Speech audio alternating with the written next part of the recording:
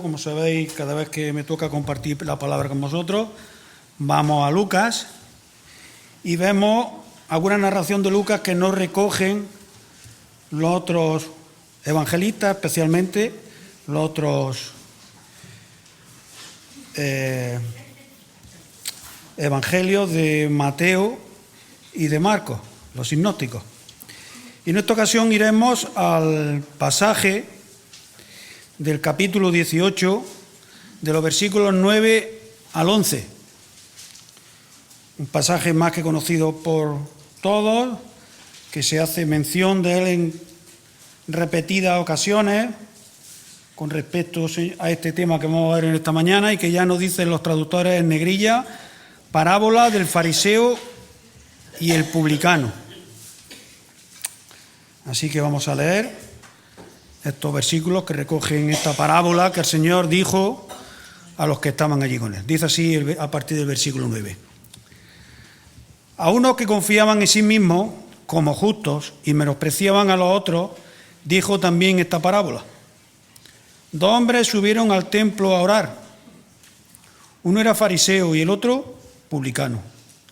El fariseo, puesto en pie, oraba consigo mismo de esta manera. Dios, te doy gracias porque no soy como los otros hombres, ladrones, injustos, adúlteros, ni aun como este publicano. Ayuno 2 veces a la semana, doy diezmo de todo lo que gano. Mas el publicano, estando lejos, no quería ni aun alzar los ojos al cielo, sino que se golpeaba el pecho diciendo, Dios, sé propicio a mí, pecador. Os digo que éste descendió a su casa justificado antes que el otro, porque cualquiera que se enaltece será humillado, y el que se humilla será enaltecido. Que el Señor bendiga su palabra en esta mañana.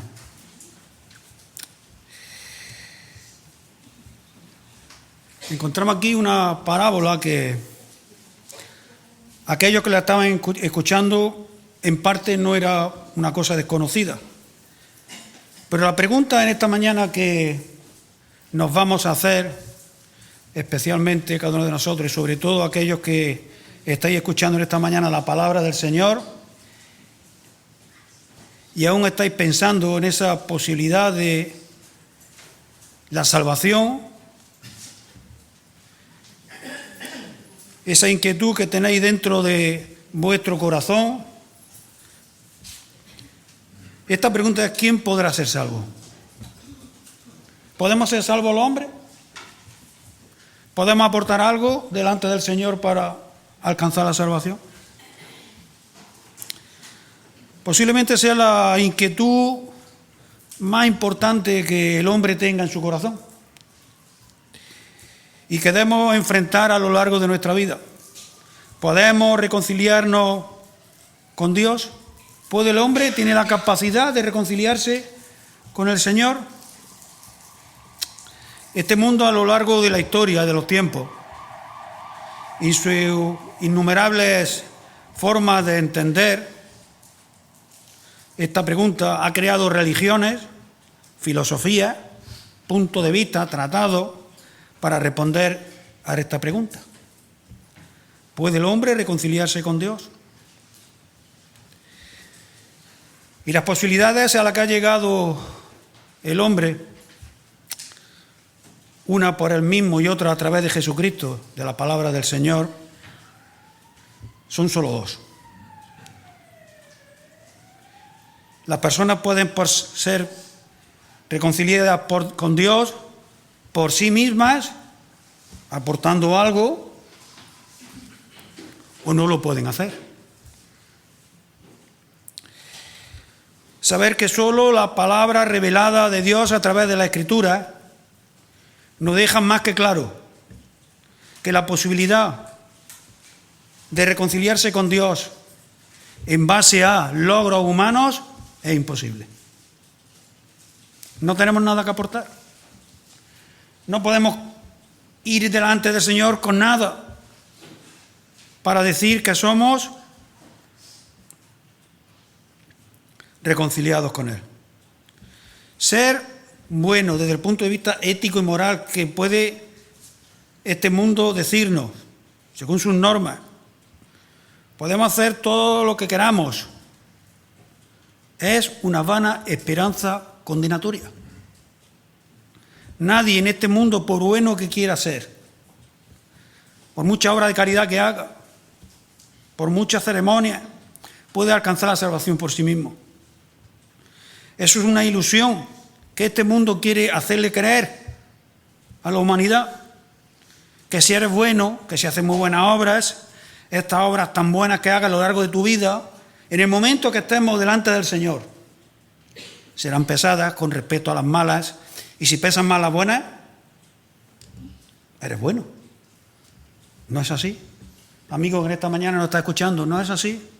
Es imposible que tus buenas obras te lleguen delante del Señor para alcanzar la salvación y la vida eterna. En este mundo siempre ha habido dos sistemas para alcanzar la salvación. Uno el verdadero y otro el falso. Uno el verdadero, que se sustenta sobre la gracia de Dios divina, y el otro, el falso, que te llega a la condenación y a la muerte eterna, es el de los logros personales. Uno es el sistema de la gracia de Dios a través de la muerte de Jesucristo, a través de la fe que depositaron desde el principio de los tiempos aquellos que creyeron en Él. Y otra, la falsa religión de los hombres por medio de la obra. Uno es la fe en la palabra de Dios. Desde nuestros primeros padres, Abraham dice que creyó y le fue contado por justicia. La fe. Y otro es la religión de este mundo. Una es la fe que se basa en un corazón contrito, humillado, arrepentido, arrodillado delante del Señor. Y otro es el sistema religioso de este mundo, de innumerables religiones para intentar ser bueno, pero un sistema, como sabemos, de hipocresía y solamente de una forma externa. Se basa totalmente en los logros de ser bueno, sin más. Pero sabemos que el corazón del hombre no es bueno intrínsecamente al 100%. ¿Y sabéis quién está detrás de este sistema desde el principio de los tiempos, que quiere convencer al hombre que puede ser salvo delante del Señor solo por sus propios méritos? Sabemos quién está detrás. El enemigo, el engañador, Satanás. Y por otra parte está la palabra del Señor, la cual por medio de la fe en su gracia nos hace aceptos delante de Él y nos hace alcanzar la salvación y la vida eterna. El Señor, durante su ministerio aquí en la tierra, no dejó momento de así decirlo, de demostrarlo, reiterándolo, para que vieran todos aquellos que iban detrás de Él, escuchando su palabra, pero con corazones aún no convertidos, la necesidad de elegir seguir a Dios o no. Y no hay más decisiones, no hay más maneras. La palabra del Señor así nos lo deja más que claro. No hay otra manera. O sigue al Señor o no lo sigue. La palabra nos enseña estas dos opciones. Nos dice que hay dos puertas, la estrecha y la ancha. Dos caminos, el angosto y el amplio. Dos destinos, la vida o la perdición. Dos grupos, los pocos o los muchos. Dos tipos de árboles, los buenos y los malos, los que dan buenos frutos, los que dan malos frutos. Dos tipos de personas, los que profesan la fe en Jesucristo y los que no quieren creer en Él. Dos clases de edificadores, los sabios y los insensatos. Dos bases, la roca o la arena. Dos casas, la segura o la insegura. Y dos maneras de vivir en el mundo, en la luz o en las tinieblas.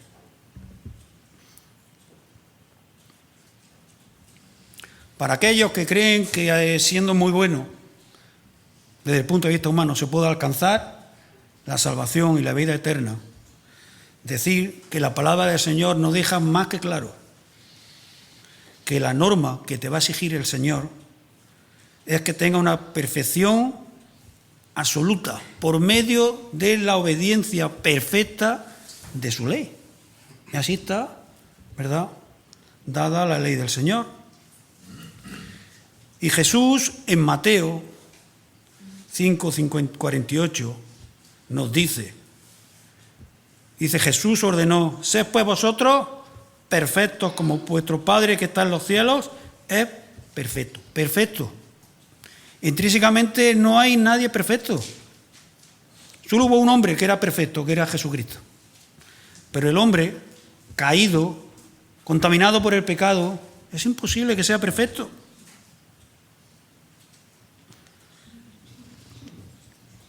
En el Antiguo Testamento, el Levítico nos dice, seréis pues santos porque yo soy santo.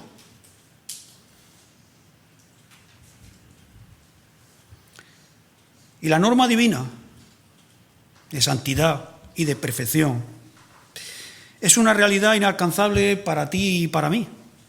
Es una realidad inalcanzable para la humanidad a través de todos los tiempos.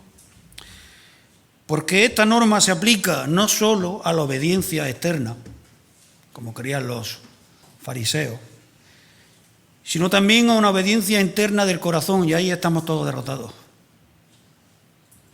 Estamos todos derrotados. El corazón nos va a traicionar. Y no vamos a ser perfectos, ni justos, ni santos. Y nos dice Santiago 2:10, porque cualquiera de aquellos que creen que cumpliendo la ley escrita pueden ser salvos, santos, dice que cualquiera que guardare toda la ley, pero ofendiere en un punto se hace culpable de toda ella. La norma divina es imposible de cumplir para ti, para mí y para cualquiera de nosotros. ¿Quién pues podrá ser salvo?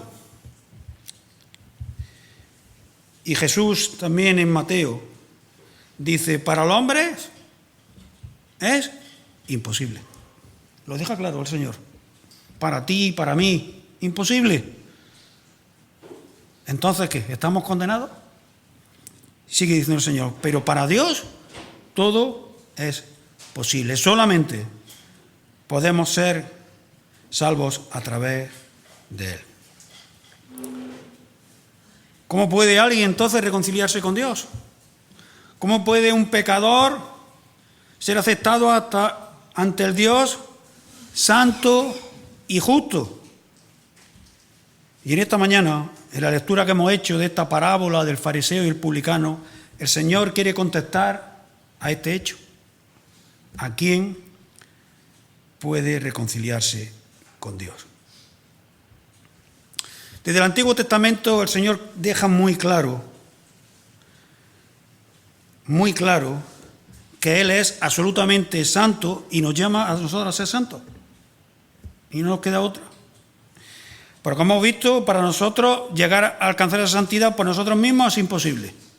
No podemos alcanzarla, porque somos seres caídos por el pecado, imperfectos.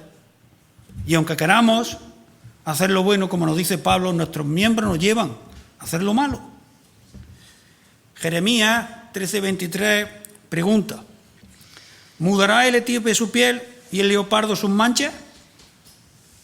Es decir, la naturaleza que tenemos podemos por nosotros mismos, ¿verdad?, cambiarla. Dice, así también podréis vosotros hacer el bien estando habituados a hacer el mal. Y sigue diciendo un poco más adelante Jeremías, engañoso es el corazón más que todas las cosas y perverso.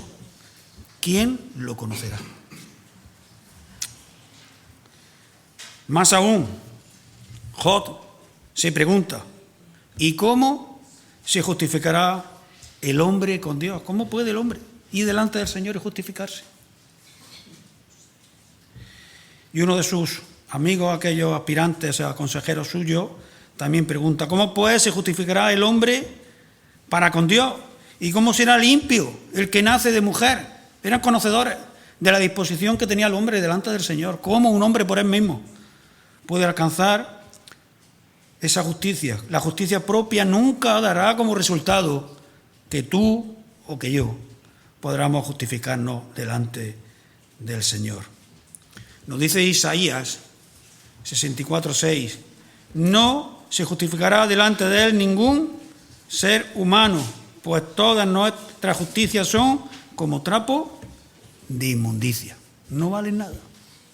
No podemos ir delante de él y presentarnos con nada porque nada tenemos y nada valemos.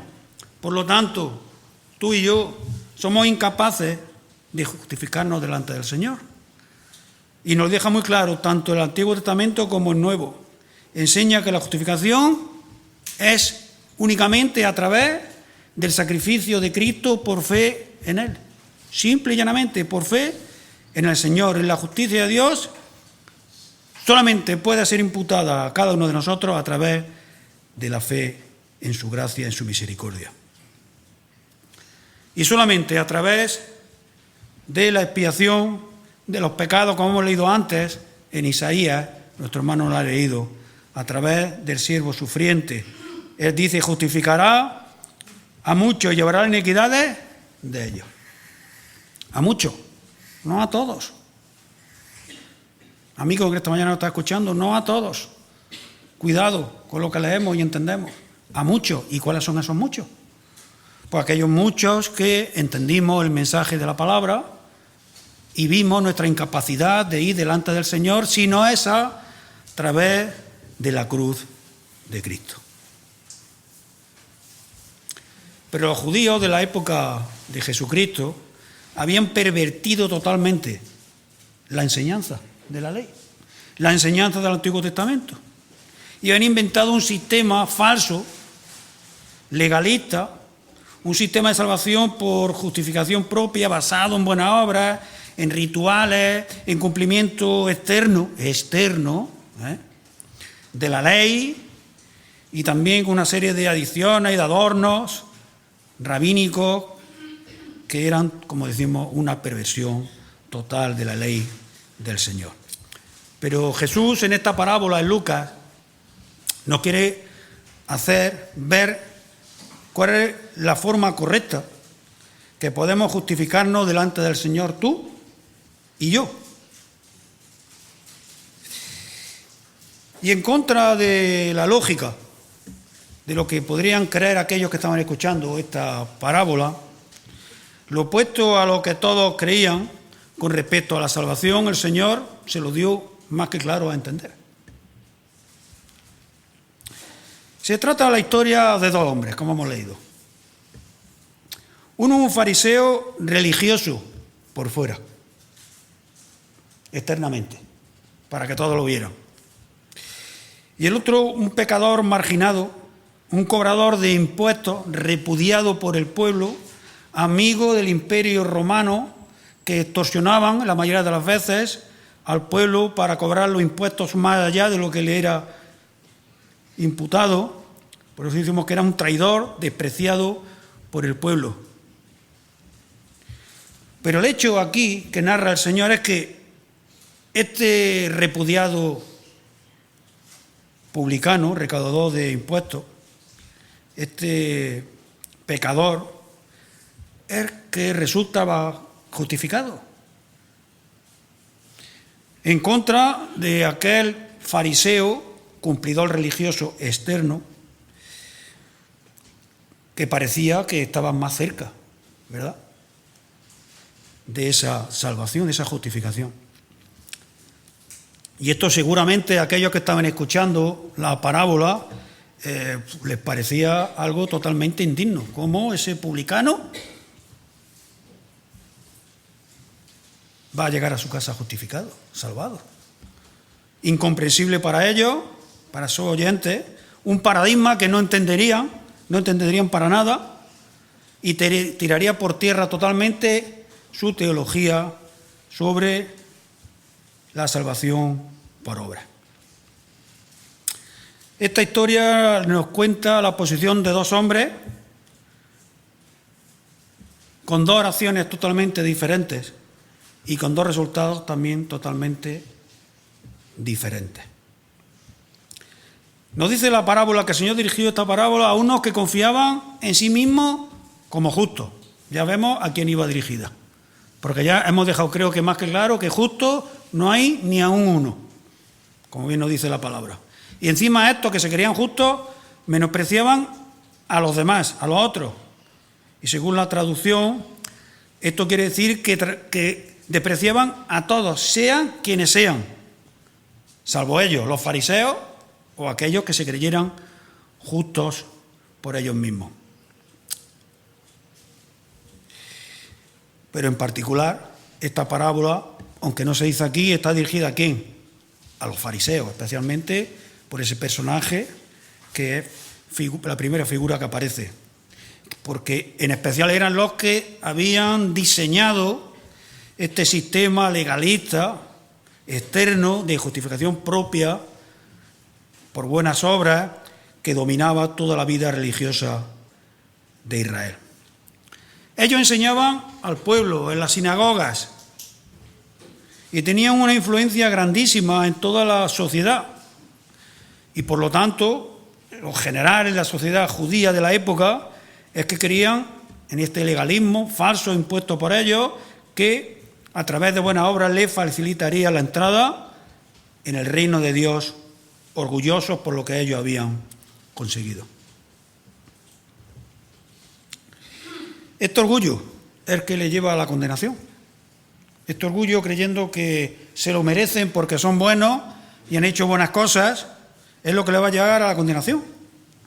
Porque la enseñanza, tanto hemos dicho del Antiguo Testamento como en el Nuevo, es clara, ineludible, es que somos malos porque somos pecadores, y que somos incapaces de alcanzar por buena obra méritos, y más aún, deja más que claro que la salvación solamente es otorgada por gracia mediante la fe.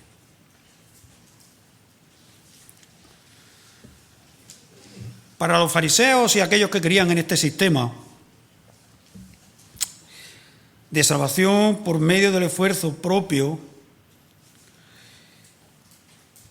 se pasaban toda la vida creyendo que haciendo buena obra lo iban a alcanzar de una manera que poco menos que tenían a Dios un poco apartado, porque no le hacía falta nada, porque haciendo, ¿verdad?, este sistema de buena obra, pues van a alcanzar la salvación. Y como decíamos antes, este sistema ha existido siempre, desde la fundación del mundo, y sigue siendo la mentira dominante en este mundo. Si te vas a cualquier filosofía, psicología,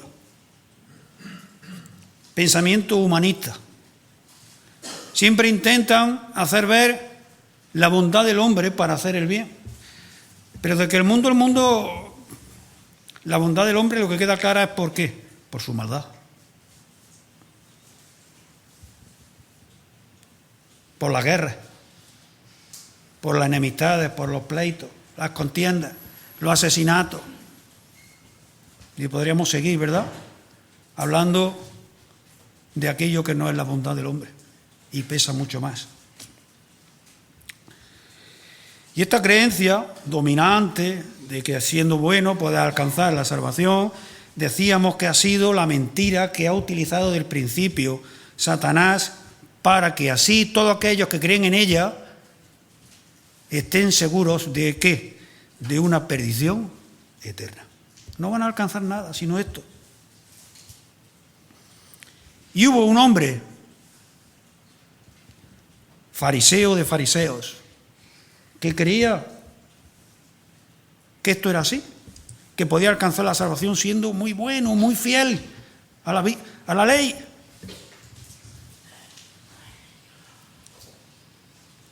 Hasta que se dio cuenta y entendió que eso no era así.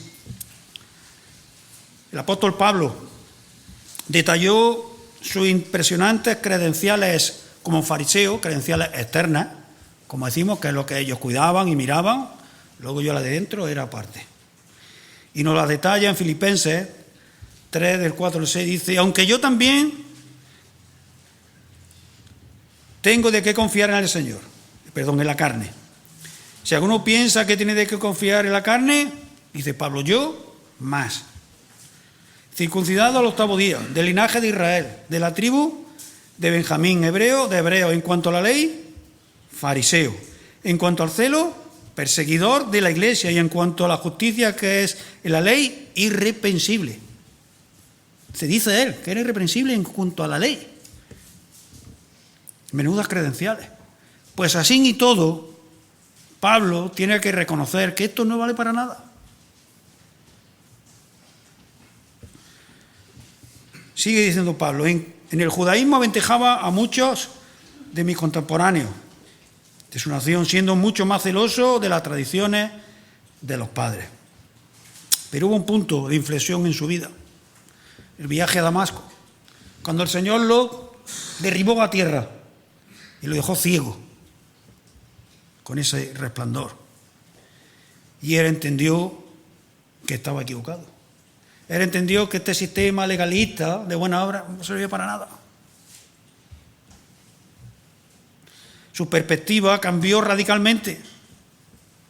Como queremos que en esta mañana, si nos estás escuchando, amigo, tu perspectiva cambie radicalmente y veas que solamente hay salvación en Cristo. Sigue diciendo Pablo en Filipenses 3 también, 7 al 8. Pero cuantas cosas para mí eran ganancias, es decir, todo lo que ha relatado anteriormente, la he estimado como ¿qué? Como pérdida por amor de Cristo.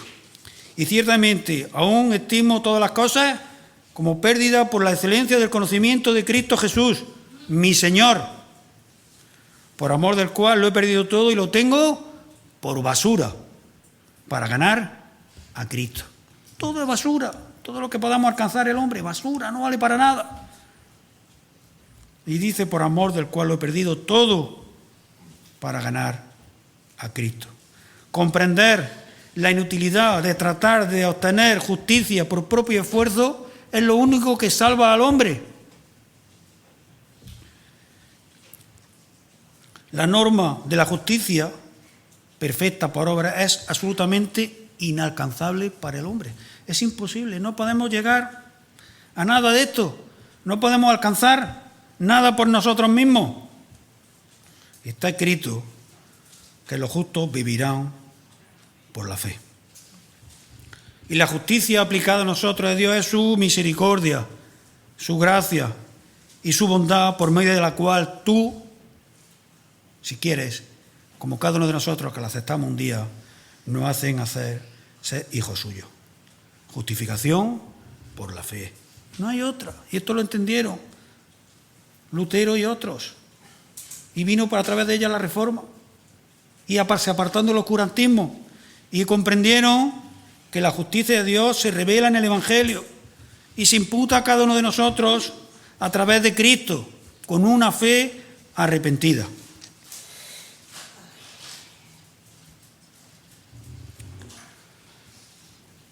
Nos dice también Mateo, cogiendo las palabras del Señor, dice: porque os digo que si vuestra justicia no fuera mayor que la de los escribas fariseos, no entraréis en el reino de los cielos. No hay justicia, no podemos entrar. Pero a diferencia de Pablo, la mayoría, no todos, pero la mayoría de aquellos que se creían justos por sí mismos, la mayoría, y especialmente los fariseos, no quisieron ver cuál era la solución para entrar en el reino de los cielos. No quisieron verlo. No quisieron entender que no podía ser por medios humanos, no podían alcanzarlo por logros. No había manera. Y seguían siendo arrogantes. Y menospreciaban a los demás, a los que consideraban, ¿verdad?, inferiores a ellos. Ya hemos visto a lo largo de la Escritura cómo solamente se juntaban entre ellos. Se relacionaban entre ellos solamente. Los fariseos no querían saber nada del resto del pueblo, porque se creían superiores, de más valor. Y el mensaje del Señor en esta mañana es que las personas no podemos ganar la entrada a la presencia de Dios, a una vida eterna, por nosotros mismos. Es imposible. No podemos en momento alguno presentarnos delante del Señor y decirle: Señor, aquí están mis obras. Esto es lo que yo he hecho. Porque ya nos ha dicho en su palabra que son trapos de inmundicia, que no valen para nada. Y Pablo nos ha dicho que es basura lo que podamos presentar delante de Él. Nos dice la narración que dos hombres subieron al templo a orar, uno fariseo y el otro publicano. El fariseo, puesto en pie, oraba consigo mismo de esta manera. Ya nos deja esta frase, ¿verdad?, más que una pincelada. Oraba con sí mismo. Te doy gracias porque no soy como los otros hombres, ladrones, injustos, adúlteros, ni aún como este publicano, que era mucho más que todo lo que ha dicho anteriormente este fariseo. Ayuno 2 veces a la semana, presenta sus credenciales ahora. Mis credenciales como buen fariseo. Ayuno 2 veces a la semana. Doy diezmo de todo lo que gano. Fíjate cómo soy. No soy y sí soy. Pero dice, va a ser publicano, no ya de pie, sino sentado y lejos, apartado. No quería ni aún alzar los ojos al cielo, sino que hacía. Presentaba credenciales de lo que era o de lo que no era, dice, sino que se golpeaba el pecho diciendo: Dios, sé propicio a mí, pecador. Esos eran sus credenciales. Se reconoce como pecador, sin más. Se nos presenta, como hemos dicho, dos personajes de la sociedad judía de la época, y no podían estar más apartados. Uno, un respetado fariseo, y otro, un detestable publicano. Fariseo, devotamente religioso, y el otro, irrespetuoso, despreciado por el pueblo. Los dos polos opuestos de la sociedad. El más piadoso, desde el punto de vista humano, y el más impío. El más respetado y el más despreciado. Y el relato del Señor comienza diciendo: dos hombres subieron al templo a orar. Una escena conocida por todos los que estaban allí, de esta práctica que hacían de subir al templo naturalmente a orar, en la casa de oración. Y se nos dice que el primer personaje, este fariseo, estaba puesto en pie mientras oraba. Bueno, puesto en pie, una de las posiciones aceptables que se tenía para la oración. También se podía orar sentado, se podía orar de rodillas, inclinado, tendido boca abajo, con los brazos levantados, o mirando hacia abajo o mirando hacia arriba. Si era aceptable, hasta ahora la posición del fariseo era aceptable, sí. Pero mirad lo que nos dice Mateo 6:5. Cuando ores, no seas como los hipócritas, porque ellos aman el orar en pie en la sinagoga y en la esquina de las calles. ¿Para qué? Para ser vistos de los hombres. De cierto os digo que ya tienen su recompensa. Entonces este fariseo estaba de pie, en una posición aceptable por la oración, pero lo hacía de manera para ser observado por los hombres. Esa postura, deciros que era de arrogancia y de orgullo por lo que él era. Es así, ¿no? La intención de mostrarse con una superioridad a todos los que allí había, especialmente al pobre, humilde, despreciado publicano. Además, era una actitud hipócrita, sin sentido. Y lo encontramos en la narración cuando dice: ¿con quién oraba? Consigo mismo. No estaba orándole al Señor, no estaba orando a Dios, oraba consigo mismo.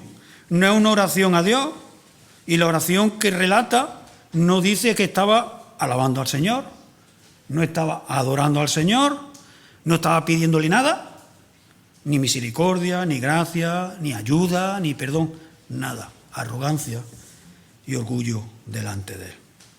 Señor, te doy gracias porque no soy como los otros hombres. Dice que era superior a los demás, ¿verdad? Hipócrita. Hipócrita. Externamente no soy como los demás. ¿Y tu corazón no te condena? Quiere que el Señor esté sujeto, de alguna manera, a lo que Él está diciendo para que vea que es justo, porque su valor como persona es superior a todos los que allí hay. Arrogancia moral por sus logros que había conseguido. Y su oración expresa una confianza total en Él. Su propia virtud era suficiente para tener esa relación que Él creía que se merecía de tener con Dios.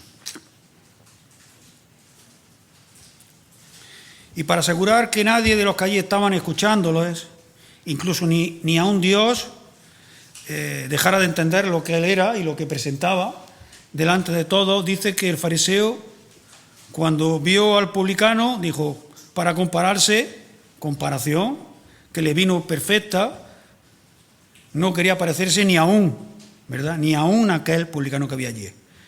No soy como los demás hombres, no soy ladrón, no soy injusto, no soy adúltero. Todos aquellos que se conocían como pecadores en el pueblo judío, ni aún como este, que es aún más pecador, porque sabéis que en las listas de pecadores, cuando decía, se juntaba, por ejemplo, Jesucristo con pecadores y publicanos. Había una diferencia, una separación, porque eran aún más, ¿verdad? Una categoría más aún que los pecadores. Entonces, en ese momento perfecto de autoproclamación, el fariseo vio al publicano y fue con quien se puso a compararse. Seguramente estaba a una distancia, dice que estaba allí alejado el publicano orando, porque el fariseo, al entrar, si no lo había visto, y si lo vio, se fue lejos de él, porque no podían tener relación con ellos, ni aún podían cruzarse por las calles y tocarse, porque quedaban totalmente impuros ceremonialmente. Siempre deberían tener una distancia física para así tener, ¿verdad?, esa separación de ellos. Los fariseos siempre se mantenían apartados por lo general del común de la sociedad, y de los publicanos pues, mucho más. No contento este publicano con decir lo que no era, ¿verdad? El fariseo quería que todos entendieran, incluso el Señor, lo que sí era. Y empezó a enumerar pues, sus credenciales, lo que podía presentar allí, en contraste con aquel despreciable publicano. En el Antiguo Testamento prescribe la ley que habría de hacerse ayuno en preparación del día de la expiación, pero los fariseos iban más allá y ayunaban 2 veces a la semana. Una no, 2, para que vieran lo buenos que hay. Normalmente dice que ayunaban los lunes y los jueves. También nos dice la ley que deberían dar el diezmo de todo lo que recibían, y ellos iban más allá todavía.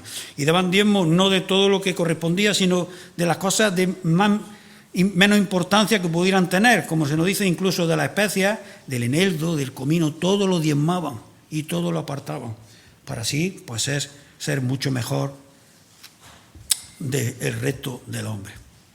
Pero el Señor Jesús en el Sermón del Monte ya dejó claro también esta práctica. Y el Señor condenó expresamente, condenó orar, ayunar y diezmar con la única intención de que, como lo dice también Gálatas 6:12, de agradar a la carne. Y no al Señor, pues no lo tenían en cuenta para nada. Ellas solamente eran para que los demás lo vieran. En contraposición a este fariseo encontramos que el segundo personaje de la historia. Totalmente distinto, radicalmente distinto a este orgulloso fariseo. Alguien que, conocedor de su posición delante del Señor, se encontró en una posición de total humillación.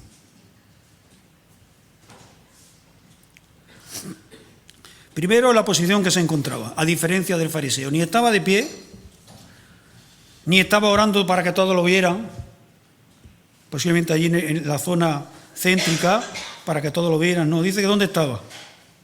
El publicano estaba lejos, consciente de su posición en la sociedad de indignidad, consciente de su posición de indignidad en la presencia del Señor, Era un paria y él reconocía que era así, que era despreciable no solo a los ojos de la sociedad, sino mucho más importante a los ojos de Dios. La postura de este hombre, de este despreciable publicano, de este recaudador de impuestos, manifestaba una profunda humillación delante del Señor, un corazón contrito y humillado, a diferencia del orgulloso fariseo. Este hombre decía que, abrumado por sentirse como era delante del Señor, dice que ni aún alzaba los ojos al cielo. No era capaz de alzarlos. ¿Cómo voy a alzar los ojos al cielo? Conociendo mi posición delante del Señor, avergonzado de lo que era, indigno. Esa posición le producía dolor, temor, espanto de siquiera poder ponerse delante de la presencia del Señor. La humildad del recaudador de impuestos se ve en su comportamiento también. Dice que estaba ¿cómo? Golpeándose el pecho. No era lo normal cuando se oraba. Lo normal era como mucho, como hemos leído antes, con las manos alzadas o como mucho con la mano en el pecho y bajando la mirada. Pero este hombre hizo algo que no era lo normal. Estaba humillado tanto que se golpeaba el pecho. Síntoma de tristeza, de angustia. Solamente hay una referencia más en la palabra a algunos que se golpearon el pecho. Y fue en el momento relatado de la muerte de Cristo en la cruz. Nos dice así la palabra que toda la multitud de los que estaban presentes en este espectáculo de la muerte de Cristo, viendo lo que había acontecido, ¿qué hicieron? Se volvían golpeándose el pecho. Y para terminar, las palabras del publicano dejaron más que en evidencia a uno que dice que oraba consigo mismo, al fariseo, y revelan su humildad cuando se pone a hablar con Dios. A diferencia del fariseo, este hombre entendió que no podía decir nada delante del Señor sino reconocer que era un pecador, que no merecía nada.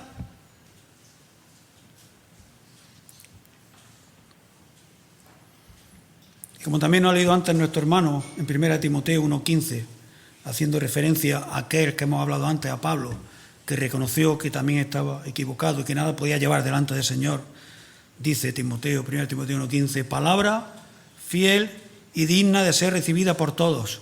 Y en esta mañana, amigo, a ti que nos estás escuchando, es la palabra, que aún estás en tu corazón pensando si puedas acercarte a Dios. Dice, palabra fiel y digna de ser recibida por todos, que Cristo vino al mundo a morir para salvar a los pecadores, de los cuales yo soy el primero. Y este publicano sí lo entendió, que él también era el primero. Y cada uno de nosotros que estamos aquí en esta mañana escuchando la palabra, un día también dijimos, humillados delante del Señor, sé propicio a mí, pecador, porque sabíamos que éramos también igualmente el primero de los pecadores. Esta confesión del publicano demuestra su humillación y es comparada con la del fariseo. Y aunque eran puestos por los opuestos estos dos personajes, tanto el fariseo como el publicano, tenían algo en común dentro de la sociedad. Se encontraban en el templo y estaban orando a Dios. De alguna manera los dos entendían que era el Señor, quién era Dios y que se le debía. Pero no obstante había una diferencia brutal, radical entre los dos. Por eso el Señor Jesús les trajo esta parábola a aquellos que estaban allí y que confiaban en sí mismos como justos y menospreciaban a los otros. Había una diferencia abismal que los separaba radicalmente. El publicano se arrepintió y buscó perdón por medio de la fe, reconociendo que era un pecador. Mientras el fariseo, en su oración, no se encontró arrepentimiento, no buscó perdón y solamente expuso sus buenas obras Y amigo, te volvemos a decir esta mañana, sin arrepentimiento no hay perdón de pecados. No hay. La respuesta que el Señor da en la parábola los dejaría a todos, como hemos dicho, más que boquiabiertos. Os digo que este publicano, pecador, descendió a su casa justificado antes que el otro, que el fariseo, el representante del sistema religioso. El Señor lo dejaría a todos descolocados, como se suele decir. No sabían por dónde le había venido. No entendían lo que allí estaba pasando. Les tiraba por tierra todo su sistema religioso, toda su lógica. Deciros que esta palabra justificado es un participio pasivo perfecto que significa literalmente haber sido justificado de manera permanente. Y gloria al Señor porque así todos los que fuimos a Él y le pedimos perdón y Él, por medio de su gracia, nos justificó, somos justificados de manera permanente, ahora y para siempre. Y el Señor lo hizo de manera que todos reconocieran su autoridad divina. Sin ningún tipo de obra. El publicano no presentó nada, ni mérito, ni cumplimiento de la ley, nada, ni penitencia. Este pecador confeso y arrepentido fue declarado instantáneamente y permanentemente justificado delante del Señor. El fariseo no. Porque deciros que la única justicia aceptable para Dios es la justicia perfecta. Y nosotros no podemos alcanzarla sino a través del sacrificio expiatorio del Señor Jesucristo, a través de su muerte en la cruz, y su sangre nos hace aceptos delante de Él. No porque nosotros lo merezcamos, sino a través de su obra. Y sigue diciendo el Señor, porque cualquiera que se enaltece será humillado y el que se humilla será enaltecido. Y en este contraste de enaltecimiento y humildad y humillación, podríamos decir que cualquiera que cree que puede salvarse será humillado y aquel que se humilla será salvado. Y así es. O dice también Santiago que Dios resiste a los soberbios y da gracia a los humildes. A los orgullosos el Señor los resiste. Pero a los humildes, a los que reconocen que no pueden hacer nada, a aquellos que nos golpeamos el pecho y decimos, sé propicio a mí el pecador, el Señor nos da gracia a Él. Y ya para terminar en esta mañana, amigo que nos está escuchando, decirte que por otra parte todo lo que necesitas es humillarte, confesar que no puedes hacer nada para salvarte, no te puedes enaltecer y para alcanzar la gloria eterna solo ir a los pies de Cristo y pedir perdón. La diferencia de estos hombres es la diferencia que hay en la humanidad a través de los tiempos. Los orgullosos, soberbios, creen que son buenos por su obra. Hacen todo bien. Por contra, el resto fiel, el pequeño rebaño, aquellos que seguimos a Cristo, los humildes, como viene aquí a decirnos esta parábola, los pecadores convencidos, sabemos que no somos buenos, que no hacemos nada bien, que lo poco que hacemos bien no nos tiene en cuenta, que somos salvos para buenas obras y no por buena obra. Alcanzamos la salvación y el Señor nos da el encargo que a partir de que hagamos buenas obras, es necesario hacerlas, pero no se nos tiene en cuenta para la salvación. Los soberbios creen que el reino de Dios es para quienes son dignos de estar en Él. Y la palabra del Señor nos dice, a ti y a mí. Y sabemos que el reino de los cielos es para aquellos que somos indignos de estar allí, porque nada podemos presentar. Los orgullosos creen que la vida eterna se gana por buena obra, haciéndolo bien. Los que seguimos a Cristo sabemos que es un regalo divino y gratuito y no podemos hacer otra cosa. Los orgullosos soberbios buscan el elogio de Dios más allá que el elogio del mundo.